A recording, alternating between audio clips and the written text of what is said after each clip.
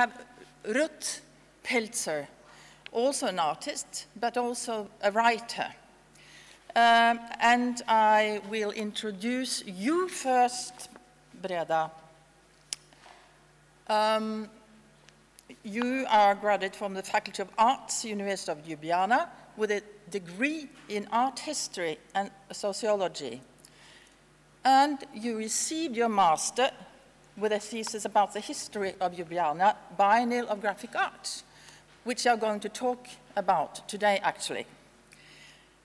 You are now working as a museum counselor in charge of the collection of prints and artist books in the International Center of Graphic Arts.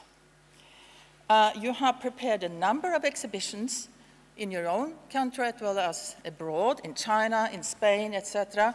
And of course, you have been writing articles and give lectures. You have also been members of several international juries, not at least a project manager of several European projects funded by EU program Culture. So last but not least, you are appointed the first curator for Ljubljana International Biennial of Graphic Arts in 2001. So that's when the biennial was restructured, reorganized, and that's what we are going to listen to now. Breda, if you could enter the scene, and the title of your speech is How the Ljubljana International Biennial of Graphic Arts Paved the Way into the Public Sphere. The floor is yours. Thank you, Olga.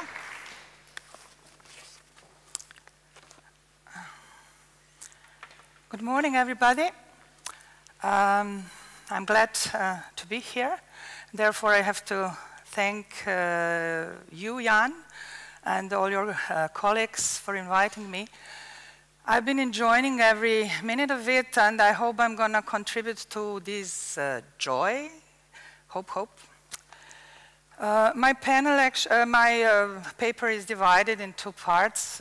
In first part, I'm very briefly going through some facts about the public and private in printmaking and about the print in public spheres in general. But the most important part is the second part, which speaks about the ideas and examples that Ljubljana has while it was entering to the expanded field, as Olga already pointed out. If we look back to the history, we can see that the reading and the character of print has always been more private than public in a way, because they were always stored in folders and drawers like this, in cool and dark places. They were therefore accessible mostly to the researchers, curators, conservators, and not so much to the general public. And it is like this even today if we speak about the printing collections, as we saw yesterday. But nevertheless, this gap between the private and public was represented by the category of popular fine art prints, which included posters, flyers, caricature, and so on. This kind of material was circulating, therefore it was considered to be more public because it was accessible to more people. If we follow this concept, then we can somehow paradoxically say that printmaking is actually the first type of public art in a way. And if we want to be a little more concited, to go a little bit back to the history, we can say that it has this function before.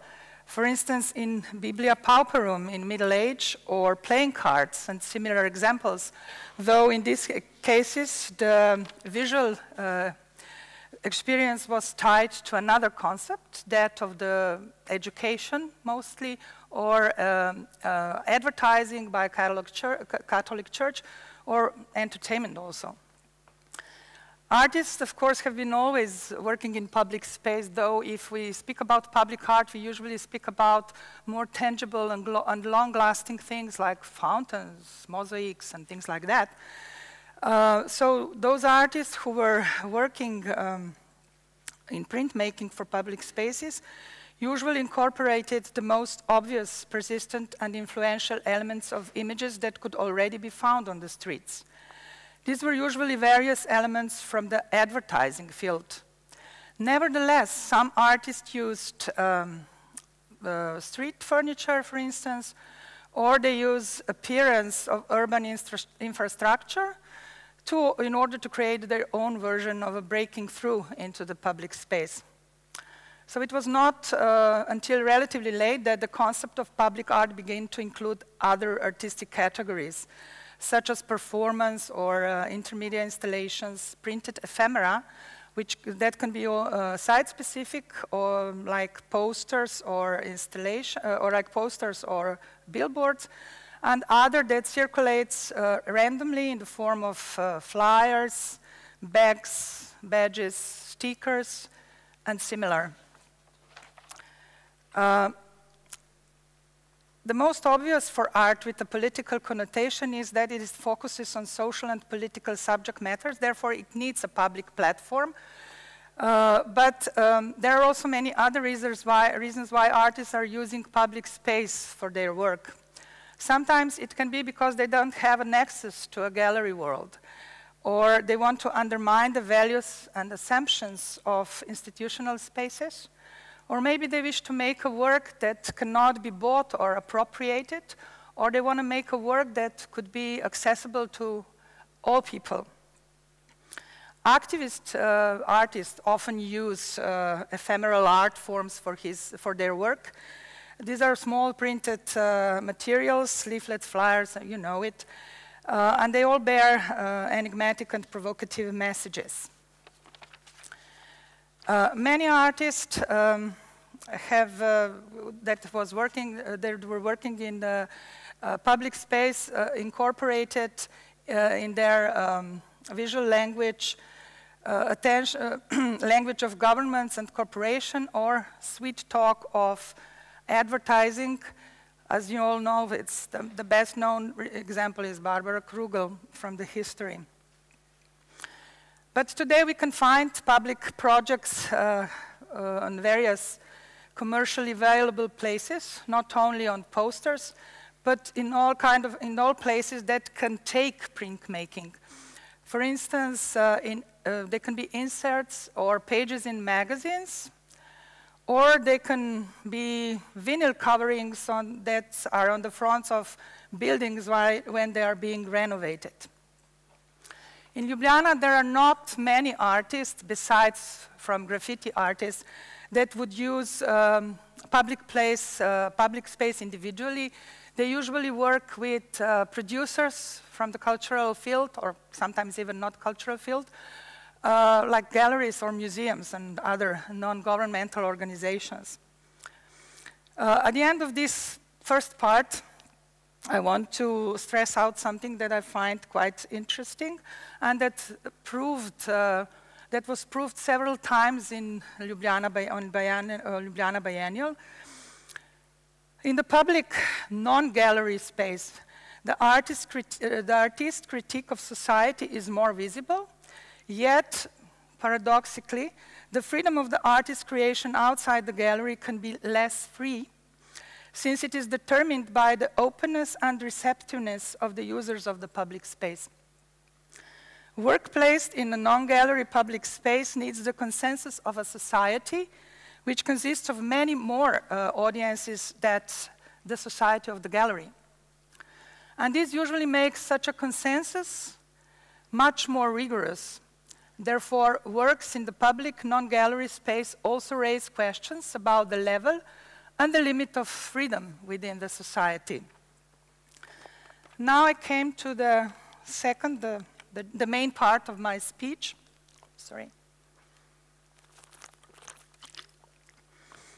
To the Ljubljana Biennial and its understanding of the public and private experience in the consumption of art.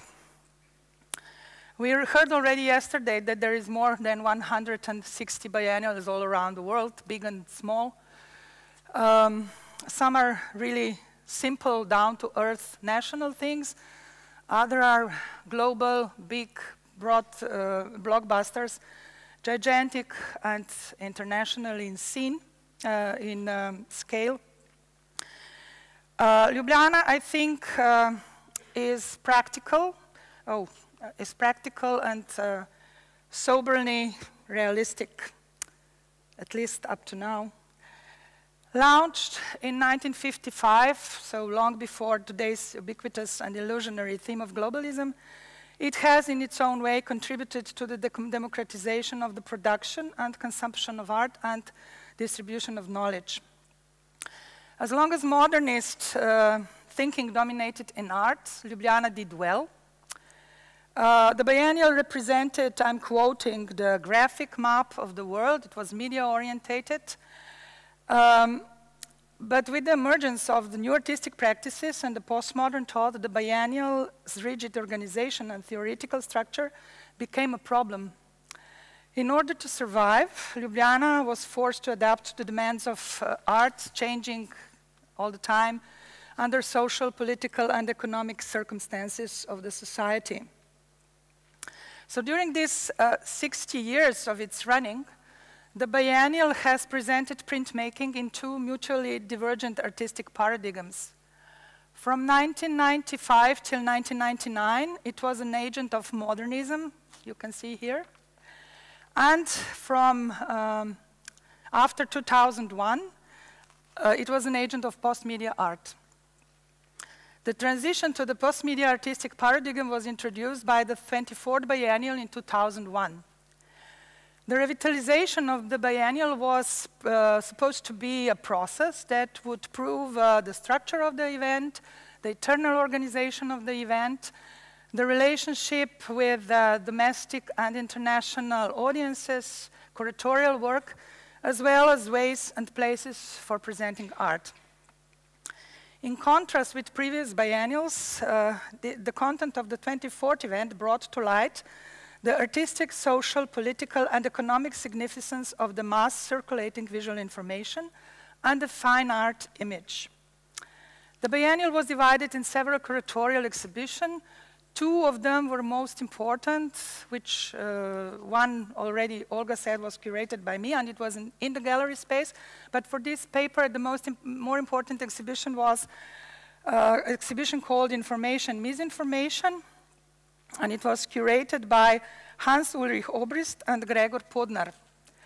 The curators of the latter stated that they had started with the desire to go beyond the museum, to think beyond the traditional categories of art, to extend the biennial into the city and all kinds of media spaces. In this biennial organizer, or biennial itself, the first time in history became also a producer, which is kind of normal. Before it was only a promoter. The curators invited 8 artists to prepare art projects for public spaces. There was artist Minerva Cuevas and artist Ken Loom. They did projects for public spaces. There is an interesting story around the project of Minerva Cuevas. I will tell more about it during the discussion if you would be interested.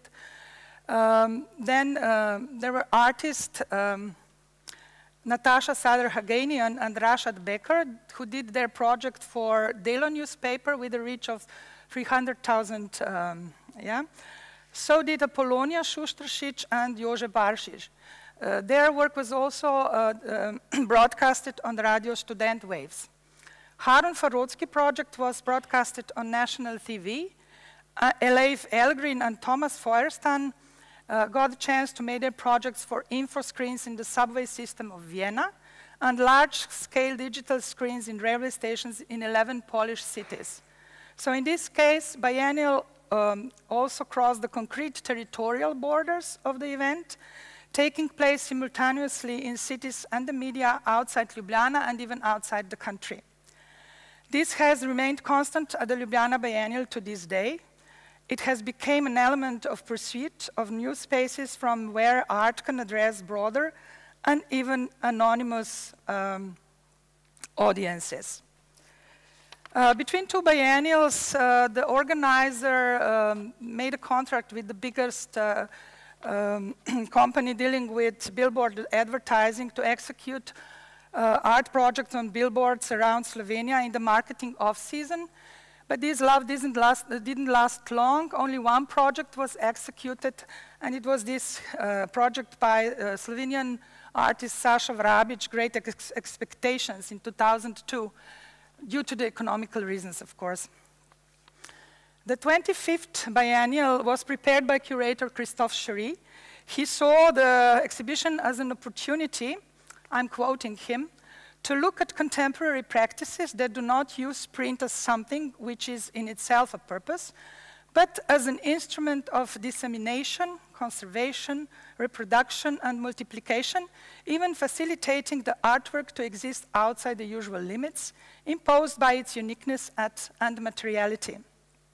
End of quote. The biennial reconnected different audiences and places. The projects of Gianni Moti in Dnevnik newspaper, Liam Gillick, you already saw his poster before, on billboards around Slovenia, and installations of Vidya Gastaldon in Tivoli Park continued the tradition of addressing the anonymous public outside of gallery framework. The 26th biennial was given the name Trust for the first time in the history. It got a name. It offered 17 complex and different exhibitions under one roof. Each of them was answering to the question of what is printmaking today. But this biennial in itself did not highlight projects in the public space. If we leave out that the fact that it transformed the old tobacco factory into a public space dedicated to art. There was another exhibition on that biennial who was accompanying one, and it was called The First Line, and this exhibition focused the attention on making the observer aware of art in the public space by reviewing the historical memory of individual projects by Slovenian artists in public context. This exhibition was mainly about the exhibition in the 90s that was run by Soros Center of Contemporary Run 2 years in Ljubljana city. The exhibition was called Urbanaria, and it is a very important exhibition for Slovenian art because Urbanaria institutionalized two categories that speak of creating site-specific works and conceptual exhibitions outside conventional exhibition venues.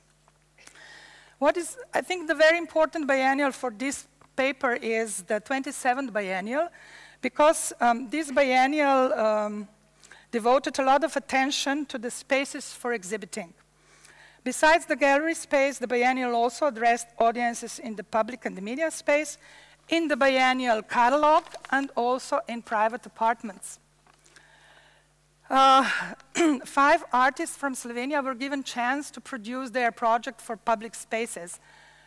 I will just go through these projects briefly. This is the project by Group Beli Sladoled, and it was placed in passageway of the Maxi Market store in the center of Ljubljana. They used stencils, printing, drawings, and all other kind of media. Then artist Zora Stančić prepared a project for billboards around Slovenia. There was a project by Slovenian artist Arjan Pregelj called Flat Slovenia. It was politically orientated, and it was dealing with issues like censorship and the dictate of politics on media. Then it was an artist, Anna Maria Šmajdek, who prepared a complex action called Early Guest. It was dealing with her personal story, of course. She used several printed sculptures in public areas such as the market, subway, the city bus, and the lobby in the city, maternity hospital, and changed them into the world of art, whose maintenance was dependent on public participation. It was supposed that people would monitor these sculptures, and they would be sending their pictures from their mobile phones to the specially formed website.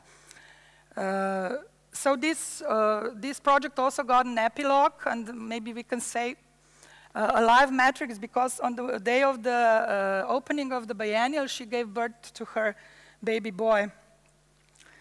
Then there was another project by Slovenian artist Marija Mojca Pungarčar.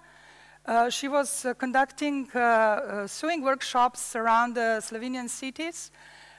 People were working their dresses out of the prefabricated and pre-designed fabrics she designed, and the products of workshops and documentation was concurrently presented in the shop displayed windows.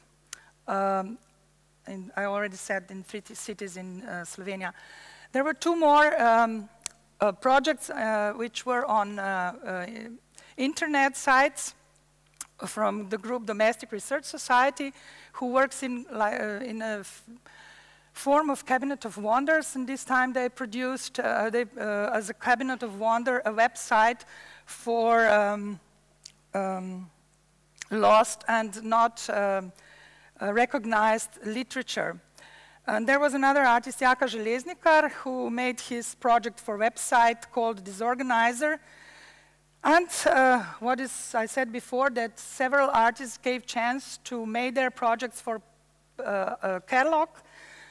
So each of them got 10 pages, so catalog became also an exhibition venue. And on the other hand,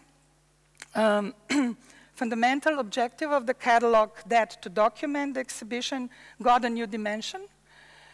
So reader is now was able to pass from documentation into the creative field in a single publicist unit. The biennials that followed always included at least one project that was produced for the public space. In such a way, the 28th biennial produced the project, newspaper project called Corrections and Clarifications by Anita Di Bianco, the poster project and newspaper project by Ana Lozica, the poster project by Eva and Franco Mates, and the poster intervention by Fernando Garcia.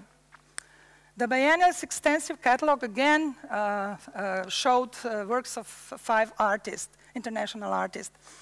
At the 29th biennial, there were many projects conducted in the public space, yet none of them were actually graphic, since this biennial, as a kind of experiment, was dedicated to the artistic event as opposed to printmaking. The 30th biennial in 2013, I'm coming to the end, curated by Deborah Cullen, returned to a renewed consideration of the nature and the graphic processes. At this biennial, the organizer obtained new spaces outside the gallery walls. The promenade in the city park, the biggest park in Ljubljana, Tivoli Park, became a place to host the project Entre Manos by Charles Yuhas Alvarado, quite a poetic project, and the abandoned building of an old hotel in the Tivoli Park hosted a project room for a monumental piece by Thomas Kilper. Maybe he will tell something about that later. While I'm speaking here, the biennial is, what did I do? Something went wrong? There is already the 31st biennial going on. It was opened on August 28, and it is curated by English curator of young generation, Nicola Lies, and it's also bringing projects in public space, mostly in Tivoli Park now. There are 3 projects there in Promenade, and there's also one light project on the Promenade. And there's another project in Ljubljana city center on the most frequented place of Ljubljana. This is the food market. Ljubljana people now already are aware of projects in public space. They have become a normal part of the biennial spectacle. The same with municipal authorities. They are more aware of that now. So Thank you for listening.